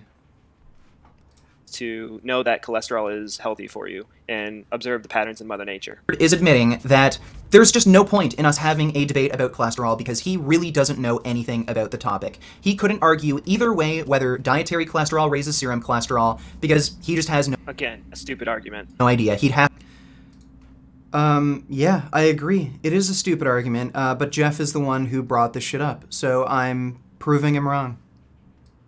to ask an expert. Well, it's weird that you don't know enough about nutrition to give any kind of opinion on cholesterol. You have no ability to understand the research I gave. So he skipped a huge part of my video. You. You don't have the reading comprehension and critical thinking skills to actually read the research. Critical thinking skills, man. Read those lab studies and critical reading skills. It doesn't... These lab studies that vegans use are just straight up fake statistics lying with numbers. They're Prove that. What do you mean? What is this shit? Like, I gave you... Let's go. You know what? Here's one that I found recently. Journal of American College of Cardiology, December 2017. So, relatively recent. It's almost from 2018, because it's in December. What they found was normal levels of LDL cholesterol were associated with atherosclerosis. So the only time you actually see no atherosclerosis is when your cholesterol score is between 50 to 60 milligrams per deciliter. Then you start to see it when people get to the 60 to 70 range. Now, the healthy normal physiological range is 50 to 70. The reason you're probably seeing a cholesterol score in this range, it's probably because people don't keep their lifelong score that low. And that might not even be low enough to prevent atherosclerosis from occurring in people who are like smoking, they have a lot of stress, other confounding factors. But you see absolutely zero atherosclerosis when people have a serum cholesterol score of 50 to 60 milligrams per deciliter. Then 70 to 80, you see a bit more. 80 to 90, you see a bit more. There was a dip around this range, but you know that's not really statistically significant. 100 to 110, you see a bit more. 110 to 120, you see a bit more. 120 to 130, you see a bit more. So as your cholesterol score increases, you see atherosclerosis. The severity increases. So you're telling me this is garbage, cherry-picked data that's all lies? Okay, so the Journal of American Cardiology is just lying to us? This is all bullshit? Okay, well, where's your fucking evidence? Like, again, this is the best data we have. How many participants were there? 4,184 participants. I just... How is this bullshit? Like, he's just saying, like, any data that he comes across that conflicts with his own ideas that, oh, it's natural to eat butter, it's natural to eat steak. Okay, so any data you see that contradicts that, it's all bullshit. The government wants to kill us. They're creating a genocidal diet to kill off the fucking population. Oh, okay. cherry picking the numbers and making it look good. You have to. Prove it. Like, what do you mean? Cherry picking numbers. Prove it. Like, where's the cherry picking? Where's the flaw in the study design? You have to have accountability of all the variables in a true lab study or science experiment. Otherwise, you're just making shit up, and that's what. They do. You can look at the materials methods. They calculated cholesterol, glucose, HDL. They probably picked study participants that were non-smokers as well. You'd have to look through this. But yeah, I don't know what the problem is here. That's what a lot of these high cholesterol cause health issues. They literally make these numbers up on what's high and good and low cholesterol. No, they don't. They look at converging lines of data that shows the healthy normal physiological range is 50 to 70 milligrams per deciliter. And when we actually look at laboratory studies like this, again, we get more converging lines of data. People in the 50 to 60 milligram per deciliter range don't have atherosclerosis. No atherosclerosis in 100% of the fucking patients studied. There was some atherosclerosis in the patients that had 60 to 70 milligrams per deciliter serum cholesterol score. But again, just more converging lines of data showing that that's the healthy normal physiological range for your cholesterol score. It's totally outrageous. So I'm looking at a lab study right now. It's called Animal Models of Coronary Heart Disease. So this is okay. So this is when things get insanely retarded. Rather than looking at human data, he looks at mouse data. So let's see. In translation research, several animals such as mice, rabbits, and pigs have been used as disease models of human atherosclerosis and related cardiovascular disorders. However, coronary lesions are either naturally rare or hard to be fast induced in these models. Hence, coronary heart disease induction mostly relies on surgical or pharmaceutical interventions with no or limited primary coronary lesions, thus unrepresentative of human coronary heart disease progression and pathology. In this review, we describe the progression of animal models of coronary heart disease following either spontaneous or diet-accelerated coronary lesions. So this review is basically just saying, okay, well, these animal models of disease don't translate well to humans, so you shouldn't rely on animal research, and they're just trying to describe the progression of animal models of coronary heart disease and how they're different from humans. What the fuck does this have to do with whether or not elevated serum cholesterol causes heart disease in humans? Nothing.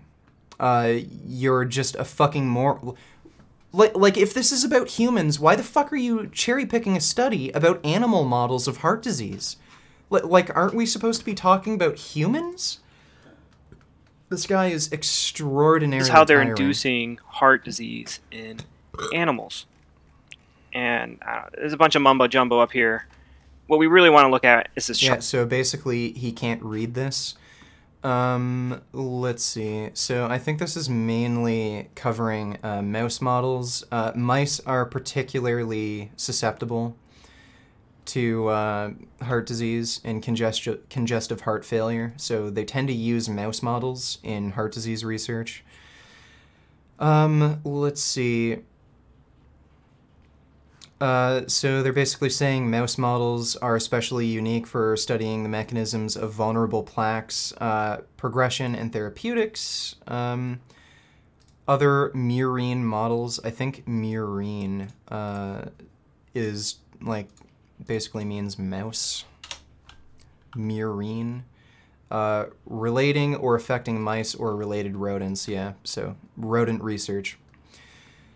Other rodent models, apart from the above strains, 3 other models also exhibited coronary heart disease when fed atherogenic diets, and then they just go over the genetic, basically, strain of these mice.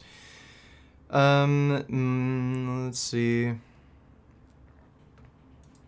For quick reference, basic information about rodent coronary heart disease models is summarized in Table 1. Here's Table 1. So this is basically summarizing research on mouse models. Mice are particularly susceptible to congestive heart failure. I agree they're not a great model for heart disease in humans. Like, you can... Like, we have mice. We've had 2 mice die from congestive heart failure. They're eating a vegan diet, and they died from congestive heart failure just because they're so insanely susceptible to the disease. So, what is this shit? Stress-induced, died after 6 months on this diet. Diet sustained WD feeding. I don't know what some of these short forms are. I guess Western diet? I'd have to look up these short forms by reading the entire study. But, yeah, basically they're able to induce atherosclerosis in these animals with multiple diets and just with stress. And apparently certain genetic strains just had atherosclerosis spontaneously. What the fuck does this have to do with whether or not elevated serum cholesterol causes heart disease in humans? Like... chart where everything's planned out. They're telling us here This is the species of the mice, I believe. This is how it was induced, diet-induced, spontaneous. Spontaneous, my asshole. No, mice are extraordinarily susceptible to congestive heart failure. They do develop atherosclerosis basically spontaneously just because of their bad genes. We had 3 mice, 2 of them died due to congestive heart failure. And they were eating a vegan diet. They were pretty much weight stable. I think the one started to gain weight a little bit faster right before it died, so that likely contributed to the congestive heart failure, but yeah, like, what do you mean? Like, what point is he trying to make by looking at fucking mouse research? Stress-induced, spontaneous. So this is the diet they fed them. This is what was in the coronary artery. What's the coronary artery? He doesn't know what a So coronary these are the main artery arteries. is? Coronary arteries are the main arteries around the heart. What was in them? And then we have... Okay, so they just, along this part of the chart, they just talk about the type of lesions. So, what, stress-induced, plaque, stenosis, occlusion in the proximal segment, and this one that was induced spontaneously, extensive lipid and fiber-rich occlusion. And then when you look at diet-induced, lipid-rich occlusion, multiple diffuse lipid-rich stenosis. So when it's diet-induced, you see a buildup of cholesterol in their arteries. Have myocardium? What the fuck does that mean? Myocardium? Oh my god. Muscle tissue of the heart. Why don't you just say that? God. This guy... He's reading shit that he doesn't fucking understand, and he's like... Oh, mice get heart disease too. Oh, in your face. What? So there's inflammation. I'm really wondering if this guy is ever going to make a point here. How long does he... Okay, so he talks about this for like another 4 minutes. Yeah, random stuff. Hypertrophy. He doesn't know what hypertrophy is. Oh my god. This is very, like... Vegan Gains talks about hypertrophy. You know, you work out and you're breaking the muscles in your arm and then they heal back stronger. So they can deal with the stress. So, cardiac hypertrophy, it's typical in athletes. It can be a problem when the muscle walls become too thick. Signals don't pass through, like electrical signals don't pass through the heart properly, and that can cause ventricular fibrillation and basically throw off your heart rhythm, and it can kill you. That's one of the... I think that is the leading cause of death in young athletes. So that's a bad thing, typically, especially when you see it in non-athletic individuals.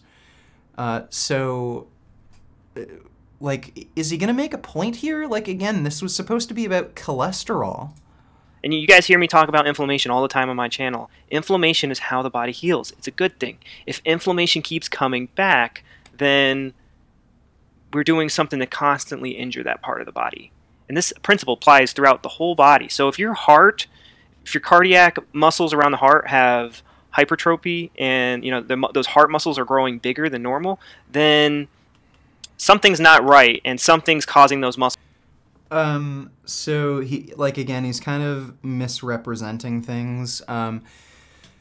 Cardiac hypertrophy is common in athletes just because they're using their heart more. Like, the heart is a muscle, so if you use it a lot, it's going to grow a bit bigger. That's not normally a problem, but it can be, especially if you're taking steroids and certain compounds like Deca and nandrolone are basically the same thing. It's just Deca's the ester. And trenbolone, those are really well known for causing hypertrophy of the heart, more than what's physiologically normal, and you know, that can cause problems with your heart rhythm and kill you.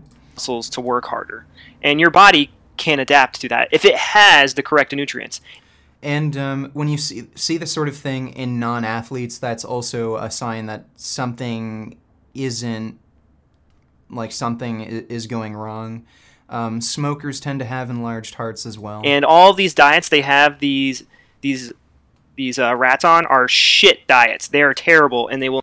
Yeah, that's the fucking point. They're trying to induce heart disease in these fucking animals, you moron. Induce disease. This spontaneous diet right here, this NCW stands for NCW Normal Chow Diet. So, God knows what's in that diet. It's normal chow probably just means they found mouse food that's high in plants. Probably total BS. Let's actually look at this. Okay, Western diet. Okay, I was right. WD means Western. NCD, normal chow diet. PD, pagan diet? Okay. I don't know what that is. I'm assuming somewhere in this study they actually explain this. But, yeah, like when they say Western diet, yeah, they're shit diets. They're high in saturated fat and cholesterol, and it's meant to induce disease. Like, again, I don't know, like, if this guy is about to make a point. At this point, he seems to just be rambling. Like, he didn't even understand the point of this research. He doesn't understand a lot of the terminology here. I don't know why he's bringing this up. And well, this is an amazing story. So Weston A. Price did his own rat experiments, and he probably fed them normal chow diet, you know, something standard, because he's a scientist and, you know, knows how to control the situation so he can understand what variables do what instead of just making shit up. And so when the rats are really smart, and they'll break out of their cages, and the first thing that the cats would do is they would break into the rabbit cages and eat the eyeballs of the rabbits. And this is because it's high in vitamin A, and these rats are... So you're telling me the cats would eat eyes because the cats know that it's high in vitamin A. It doesn't have anything to do with the eyeballs being just easily accessible, not covered in fur, and it's just a fleshy part of the animal that's easy to just scoop up and eat. Fucking idiot. Are starved for these important nutrients to have their body function correctly. You'll see it with foxes. They'll break into the hen house. What the fuck does this have to do with elevated serum cholesterol causing heart disease? So he brought up a fucking rodent study, and he doesn't even understand, like, the terminology here and just the point of this research to begin with. And now he's talking about how cats eat eyeballs? Like, I'm gonna debate this guy, and it's gonna be the most fucking hilarious thing And they'll kill all the hens, they'll drink the blood, and they'll eat the livers, and they'll leave the rest of the carcass behind. Look for the patterns in Mother Nature. Okay, so again, another appeal to nature fallacy, and I still don't understand how this is at all related. The topic of contention here is whether or not elevated serum cholesterol causes the progression of atherosclerosis. You can't just say, cats eat eyeballs. Look at the pattern in Mother Nature. Like, what? It is that simple. So anyways, so I could ridiculous. dissect this till kingdom come, but they had them on shitty diets. I don't even know. Yeah, they had the mice on shitty diets. You'd have to actually read the study to understand what the PD or pagan diet is. You didn't do that. I'm not going to bother because this is just completely irrelevant. Is there a point to this? Like he doesn't understand the point of the study. The point of the study was to demonstrate that animal models of atherosclerosis are different from human beings, therefore the research isn't transferable, and they were going to describe the progression of atherosclerosis progression of coronary heart disease in animal models. So, like, you just don't understand the point of this research, and he's just rambling about nothing. Know what the plague diet is. I've been trying to Google it, Plague? and they hide it from you what it is. But He keeps misreading words. But based on I know he does have a fucked up eye, but I don't know if his other eye is fucked up. the intelligence level of these people, because they don't know what causes heart disease because they're morons. I'm guessing They're talking about what causes disease in animal models, and yeah, in this review we described the progression of animal models of coronary heart disease following either spontaneous or diet accelerated coronary lesions. So, what are you talking about? Like, the guy can't read. it's a nutrient deficient diet, especially if you're Dude, they know they were feeding them terrible diets. That was the point. They wanted to look at spontaneous and diet-induced coronary heart disease in these animals. if these rats are getting sick. There's only two or three. There's only three things that there's really only two things that cause disease: infection and malnutrition. That's it. So you're telling me that there's no amount of something you can eat before it causes disease? Infection and malnutrition is the only thing that causes disease. So I could eat as much vitamin A as I want, and I'd never get vitamin A poisoning? Like, this guy is just such a moron. It's All this just genetic bullshit unbelievable. is just nutrition related, and overstressing something is another type of disease, and that's nutrition related. Cancer, that's nutrition related and infection related. All disease is nutrition and infection related. I don't have time to get into it in this video, but that's all it is. You look in Mother Nature and you don't see disease when animals get. Yes, you do. Again, he's just making more baseless claims. You can see evidence of atherosclerosis in indigenous tribes people, like the Maasai, who eat a diet very high in saturated fat. So, again, he doesn't know what he's talking about. The nutrients that they need, they know what to do. Research I gave you, and you just need a fucking doctor to tell you, yeah, it's true. So tell me again, Jeff, why the fuck should anyone watch your channel and listen to you when you have no... You know, I can understand what you're saying here, Jeff. I know I'm not the most likable person in the world. So I'm hostile. now skipping through the video On again. dying of cancer, and he just made a video the other day about how he had nutsack cancer. Animal products, Jeff. What? Let's go back a bit. He's like making a video on dying of cancer, and he just made a video the other day about how he had nutsack cancer. When did I ever say that I have testicular cancer? Well, like, and he said I made a video the other day about it. Let's see. My most recent videos. Craziest debate, not going to jail, Jeff Nippert, another debate, icon meals. Don't see anything about testicular cancer here. Fucking idiot. Animal products, Jeff. Do you think my hostility is more off-putting than the way your food is killed?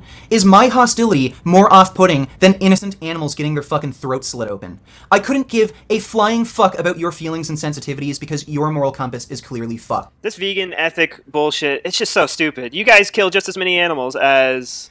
No, we don't. That's demonstrably false. Vegans kill fewer animals because, one, the food we eat isn't dead animals. Two, it requires less fucking land use. And three, it pollutes the environment less. It's the cycle of life. I'm sorry, it's part of the human experience is killing shit. I didn't make up the rules. So, to keep vegetarian... Yeah, you claimed that vegans kill just as many animals as meat eaters do. This isn't proof that we kill just as many animals.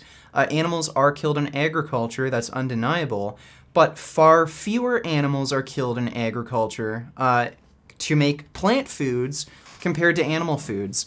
Again, you're making baseless claims without any fucking evidence.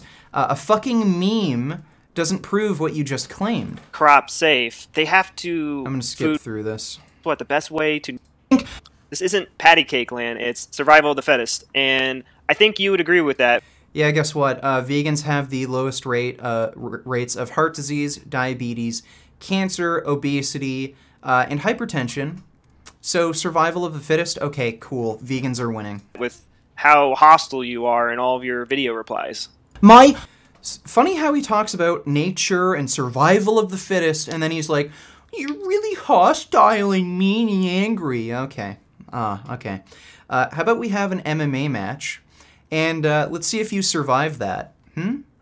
Survival of the fittest, right? Okay, well, let's see who's the most fit. Cunt. Hostility towards you is off-putting, but you're perfectly fine with slitting innocent animals' throats open. Then everything I fucking said about you is true. You are a lying, hypocrite, pussy piece of shit. Anyway, don't hold your breath for anything on this topic from me, because it really isn't a priority for me at the moment. What a relief! When will this poisonous product... He's really So, again, okay. Right there in plain sight, we are seeing a rabbit eat lettuce. Let's look at the rabbit digestive system. So here we have the rabbit. Oh my god, okay, so apparently humans can't eat lettuce because rabbits have a different digestive system. Okay, cool. So I think we're done with this video. I'm gonna set up a debate with this guy, hopefully during the week. I'd rather it be sooner than later. Somebody replied here. I'd like to see it if it was... And I provided... Did my comment go missing? Okay, it looks like my comment is missing. Might have either been picked up by spam filter or he deleted it. Anyway, this guy's an absolute fucking moron, as you can clearly see. He's not going to have a hope in hell in this debate. The debate is going to focus on whether or not elevated serum cholesterol causes the progression of atherosclerosis. There's plenty of evidence proving that it does. He clearly has no evidence to the contrary. Everything he said was a logical fallacy. It was either an appeal to nature, appeal to tradition, a straw man, or an appeal to taste pleasure. So he's going to do very fucking poorly in the debate. It's going to be a fucking train wreck and hilarious. It's fun fucking with these people. The only people who will debate me are absolute morons. So, like, I know a lot of people complain about me only debating idiots. Like, only idiots are willing to embarrass themselves in public. Smarter people kind of know when they're wrong and they know when not to debate, so it's kind of a sign of intelligence to not even approach these topics. So this guy is a real dum-dum. I'm planning on debating this guy either Tuesday or Wednesday. I don't know what his schedule's like. I emailed him already. I'm going to, like, if it's not Tuesday or Wednesday, it might either be later in the week or next weekend. Other than that, I am going to be working on the worst of the fitness industry still. Still haven't finished writing the script. I'm hoping this week I can have it out. There really isn't any reason I shouldn't be able to do it this week. It's mostly done. It's just this week, due to, like, extenuating circumstances, haven't been able to finish it. I'll try to get it done as quickly as I can. And other than that, not too many updates. There's the Joel Kahn and Chris Kresser debate on Thursday, on the 27th, on the Joe Rogan Experience. That will be really good. I'm probably going to start shooting more vlogs and do more training videos, because a lot of people have been asking for that. And yeah, that's basically it for the updates. If you guys have any questions before I end the stream... is organic carnist? Okay, so I wouldn't say organic food isn't vegan, but I'd say if you can choose conventional farming, you should just buy conventional. Like, I know at Costco, there's certain things that you can only get organic, like the frozen cherries I buy. There's no frozen cherries you can get that are not organic, so that's just how it is. But if you can, you should try to buy conventional farming. There's this misconception that organic is healthier, more nutritious, more environmentally friendly. That's not actually true. Organic farming still uses pesticides. It uses more land, so you could actually argue that it's more environmentally damaging just because you have to clear out more land. They use much more manure, bone meal, and blood to fertilize the soil. And the biggest problem with that is that they're not actually using manure from organic animal farms. They're using manure from factory farmed animals. So you get very high rates of antibiotic resistant bacteria in the soil. That's also why you see a lot of companies like, what's that fucking burrito place? There's that Chipotle. Chipotle has really high Chipotle E. coli. Yeah, so Chipotle had a big E. coli outbreak. They've had several, and it's because they use all organic food. And, you know, in organic, they're using manure from factory farmed animals that have bacterial resistant E. coli. So, also they're not allowed to nitrogen enrich the soil. That's also a problem because then you don't get as much nitrogen in the foods you're eating, and that's nitrogen's really important for arterial health. So that's another problem.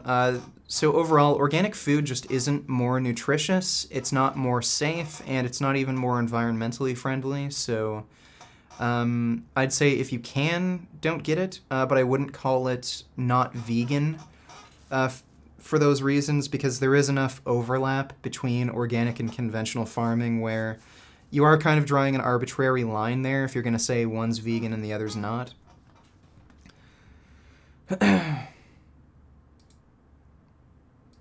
So he's saying become morbidly obese for ultimate health. Yeah, if you're severely overweight, you're going to have elevated cholesterol levels just from the weight gain alone. So obviously being obese, according to him, is healthy. So he is really dumb. He doesn't actually understand what he's saying. How are plants not more nutrient dense than animal foods? Low. He needs to look at Dr. Furman's nutrient density chart. He, again, he compared lettuce to beef liver on that chart, and that chart didn't even make any sense. Like, why don't you compare beans and lentils to beef liver and see what happens? Let's actually... Let's get a chronometer here. Let's see. Beef liver... let's go with like a similar serving size. So 100 grams, you've got some B vitamins, a lot of B12, a lot of vitamin A, 1057%. That's actually a toxic amount of vitamin A, by the way. A lot of copper, iron, phosphorus, zinc is pretty high as well. You do get protein. You do get a lot of trans fat as well. A lot of people forget that animal foods contain a lot of trans fats. Okay, so let's look at red lentils. And we'll do the same thing, 100 grams. So... Wait, can you just... Okay, yeah, good. So the lentils... 7.4 grams iron, 1.7 milligrams manganese. Some B vitamins, B1, very high in folate, 0 trans fat. So, like again, this isn't really a fair comparison, but lentils are nutritious too. You've got 33% of the RDA for zinc as opposed to 48. That's still pretty comparable. Like, if you actually compare, if you compare beef liver to lettuce, lettuce isn't going to be as overall nutritious, but you don't just eat beef liver and you don't just eat lettuce. So I don't get what the problem is. It's also funny how he avoided talking about overall health outcomes, because, yeah, if you look at the research, vegans do much better than meat eaters, much lower rates of chronic disease, so he has to focus on nutrient deficiencies that don't actually exist among vegans. Survival of the fittest at the grocery store. I know. He wants to sound like badass. Survival of the fittest. You have to kill to survive. And then he complains about me being rude. And he's a skinny fucking bitch built like a daffodil. Are you going to have more debates with other vegans? Maybe. I'll see. I'm not sure, though. Nature doesn't even care about optimal health, only about getting to reproductive age and make more of the species, like, yeah. This appeal to nature fallacy doesn't make sense on two fronts. For one, it's a logical fallacy, and two, well, nature doesn't actually care about optimal health. Nature just cares about you getting to reproductive age. So it's a really stupid argument. Would you debate Dr. Avi on organic is carnist argument? He's very passionate about it, I think. Yeah, maybe. I could see myself debating him about that if he thought it was worthwhile. Do you think domesticated foxes could make good pets? No, I don't think it's right to domesticate foxes. You shouldn't keep them as pets. The only time I think it's reasonable to have a pet is if you're rescuing it and there's no way to reintroduce it to the wild. And no. Foxes, pigs, like these wild animals, they don't make good pets. They look cute. Like, I know a lot of people want raccoons as pets. They don't make good pets. They're wild animals. They're absolutely horrible. They require a shit ton of work. They're very high maintenance. Just don't do it. Are you going to debate Isaac on his ban policy? I don't think so. I think I'll just leave him alone, and if he wants to do anything with me or apologize or something, then whatever. So that's it for the live stream. Hope you guys enjoyed it. Again, huge thanks to everyone supporting me on Patreon. Massively helpful, especially these days when I still have to pay lawyer bills. Almost done. Think I have $4,000 more to pay off for my lawyer bills, and then that's it. It's like 4,000 something, but it's almost paid off. It'll be such a relief once that's done.